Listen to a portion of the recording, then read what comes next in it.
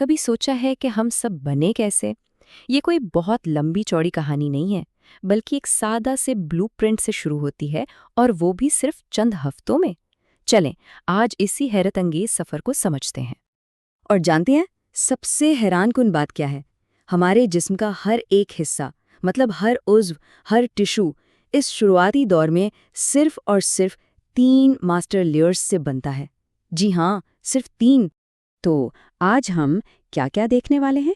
سب سے پہلے زندگی کے بالکل آغاز کی بات کریں گے، پھر دیکھیں گے کہ گیسٹرولیشن کا عمل کیسے ان 3 بنیادی تہوں کو بناتا ہے، پھر دیکھیں گے ان ماسٹر بلو پرنٹس یعنی جراثیمی تہوں کو سمجھیں گے، پھر یہ بھی دیکھیں گے کہ ایک نیا جسم کیسے شکل اختیار کرتا ہے، اور آخر میں ایک نظر ڈالیں گے کہ جب چیزیں ٹھیک نہ ہوں تو کیا ہوتا ہے۔ اچھا، تو زندگی کا آغاز، یہ جو ایمبریونک پیریڈ ہے نا، یعنی حمل کا 3 ہفتہ سے لے کر 8ویں ہفتے تک کا وقت، یہ سب سے اہم 6 ہفتے ہیں۔ کیوں؟ کیونکہ یہی وہ وقت ہے جب ہمارے پورے جسم کا بنیادی نقشہ، اس کا بلیو پرنٹ تیار ہوتا ہے۔ یہ 6 ہفتے پوری زندگی کی بنیاد ہے۔ ذرا اس ٹائم لائن پر ترقی کی رفتار تو دیکھیں۔ 3 ہفتے میں گیسٹرولیشن شروع ہو جاتا ہے۔ یہ اتنا جلدی ہے کہ یہ اکثر پہلی مسڈ پیریڈ کے ساتھ ہی ہوتا ہے، مطلب اکثر تو یہ بھی نہیں پتا ہوتا کہ حمل ٹھہر گیا ہے۔ پھر دیکھیں، صرف 2 ہفتے بعد 5ویں ہفتے تک خون کے خلیے بننے لگتے ہیں، اور 8ویں ہفتے کے آخر تک تو کمال ہی ہو جاتا ہے۔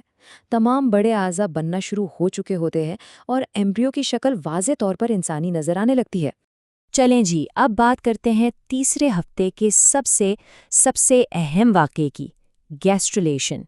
اسے ایسے سمجھیں جیسے ایک ماسٹر پلان پر کام شروع ہو گیا ہے۔ یہ ایک بہت بڑی سیلولر مائگریشن ہے، خلیات کا ایک عظیم سفر اپنی اپنی منزل کی طرف۔ تو سوال یہ ہے کہ گیسٹرولیشن ہے کیا آخر؟ دیکھیں، بہت سادہ لفظوں میں یہ وہ پروسیس ہے جس سے ایمبریو کی وہ 3 بنیادی جرم لیئرز بنتی ہیں، یعنی ایکٹوڈرم، میزوڈرم اور اینڈوڈرم۔ اسی عمل سے ایمبریو ایک سادہ سی 2 تہوں والی ڈسک سے ایک پیچیدہ 3 تہوں والی ساخت بن جاتا ہے۔ یہ سب شروع کیسے ہوتا ہے؟ ایک لکیر بننے سے، جسے پریمیٹیو سٹریک کہتے ہیں۔ اسے سمجھیں کہ یہ ایک داخلی دروازہ ہے۔ اب جو خلیے اوپر والی تہ ایپیبلاسٹ میں ہیں، وہ اس دروازے کی طرف آتے ہیں اور اندر نیچے کی طرف غوطہ لگاتے ہیں۔ کچھ خلیے نیچے کی تہ کو ہٹا دیتے ہیں اور پہلی ماسٹر تہ بناتے ہیں، اینڈوڈرم۔ پھر مزید خلیے آتے ہیں اور بیچ کی خالی جگہ بھر کر دوسری تہ بناتے ہیں، میزوڈرم۔ اور جو خلیے اوپر ہی رہ گئے، انہیں اب ایکٹوڈرم کہا جاتا ہے۔ اور سب سے مزے کی بات، یہ تینوں بالکل مختلف تہیں ایک ہی تہ یعنی ایپیبلاسٹ سے بنتی ہیں، ہے نا کمال؟ ٹھیک ہے، تو اب ہمارے پاس 3 تہیں آ گئی ہیں۔ اب دیکھتے ہیں کہ ان میں سے ہر ماسٹر بلو پرنٹ کی ذمہ داری کیا ہے۔ ان کو آپ 3 ماہر تعمیراتی ٹیمیں بھی کہہ سکتے ہیں، ہر ایک کا اپنا خاص کام ہے۔ یہ ٹیبل ایک بہترین خلاصہ ہے۔ ایکٹوڈرم یعنی باہر والی تہ ہمارا اعصابی نظام اور جلد بناتی ہے۔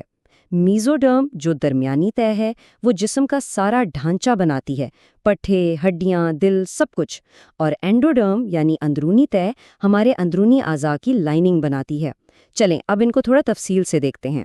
سب سے پہلے ایکٹوڈرم، اس کا کام ہے ہمیں بیرونی دنیا سے جوڑنا۔ ہمارا پورا کا پورا اعصابی نظام، دماغ، ریڑھ کی ہڈی، سب اسی سے بنتا ہے۔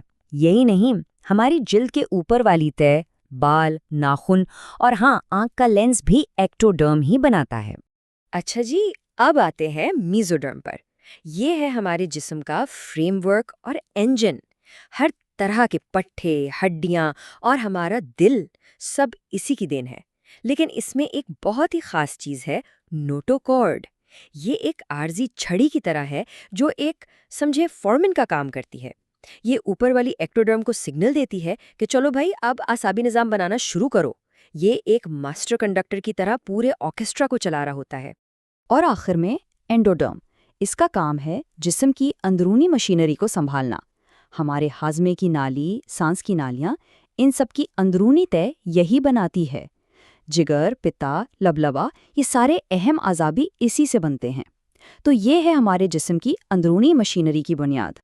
تو اب ہمارے پاس تینوں تہیں موجود ہیں، لیکن ایک مسئلہ ہے، یہ سب ابھی بھی ایک فلیٹ ڈسک کی طرح ہیں۔ تو اگلا بڑا قدم کیا ہے؟ اس فلیٹ ڈسک کو ایک 3D انسانی شکل دینا۔ یہ واقعی ایک جادوئی عمل ہے۔ آئیے دیکھتے ہیں یہ ہوتا کیسے ہے۔ یہاں دیکھیں یہ تبدیلی کتنی زبردست ہے۔ فولڈنگ سے پہلے ایک بالکل فلیٹ 3 تہوں والی ڈسک، اور فولڈنگ کے بعد ایک مکمل 3 جہاتی سی شکل کا سلنڈر۔ واقعی ایک ڈرامائی تبدیلی ہے۔ یہ فولڈنگ 2 طرح سے ہوتی ہے، اور مزے کی بات یہ ہے کہ دونوں ایک ہی وقت میں ہو رہی ہوتی ہیں۔ پہلی ہے کرینیو کوڈل فولڈنگ۔ اس میں دماغ اتنی تیزی سے بڑھتا ہے کہ سر اور دم والے حصے نیچے کی طرف مڑ جاتے ہیں، بالکل ایسے جیسے آپ کاغذ کے دونوں سروں کو پکڑ کر نیچے موڑ دیں۔ دوسری ہے لیٹرل فولڈنگ۔ اس میں دائیں اور بائیں سائڈیں نیچے کی طرف مڑ کر بیچ میں آپس میں جڑ جاتی ہیں، ایک ٹیوب کی طرح، اور بس ایک فلیٹ ڈسک ایک سلنڈر میں تبدیل ہو جاتی ہے۔ اب اس پورے عمل کی اہمیت کو سمجھنے کے لیے یہ جاننا بھی ضروری ہے کہ اگر ان نازک مراحل میں کوئی گڑبڑ ہو جائے تو کیا ہو سکتا ہے۔ یہاں ہر ایک قدم کا بالکل ٹھیک ہونا بہت ضروری ہے۔ ایک مثال ہے سیکروکاکسیجیل ٹیراٹوما کی۔ یاد ہے وہ پریمیٹیو سٹریک؟ اسے عام طور پر غائب ہو جانا چاہیے، لیکن اگر اس کے کچھ حصے رہ جائیں تو ان سے یہ ٹیومر بن سکتا ہے، اور چونکہ یہ ایسے خلیوں سے بنتا ہے جو کچھ بھی بننے کی صلاحیت رکھتے ہیں، تو اس ٹیومر کے اندر آپ کو ہڈی، بال، یہاں تک کہ اعصابی ٹشو بھی مل سکتا ہے۔ بالکل اسی طرح کوڈوما ایک اور نایاب ٹیومر ہے جو نوٹوکورٹ کے باقیات سے بنتا ہے۔ یہ ایک اور مثال ہے جو ہمیں بتاتی ہے کہ یہ عارضی ایمبریونک ساختیں کتنی اہم ہیں، اور اگر یہ اپنا کام کر کے ٹھیک سے غائب نہ ہوں تو کیا مسائل ہو سکتے ہیں۔ اور سب سے زیادہ سوچنے والی بات کیا ہے؟ یہ کہ نشوونما کا یہ سارا نازک کام اکثر اس وقت ہو رہا ہوتا ہے جب حمل کی تصدیق بھی نہیں ہوئی ہوتی۔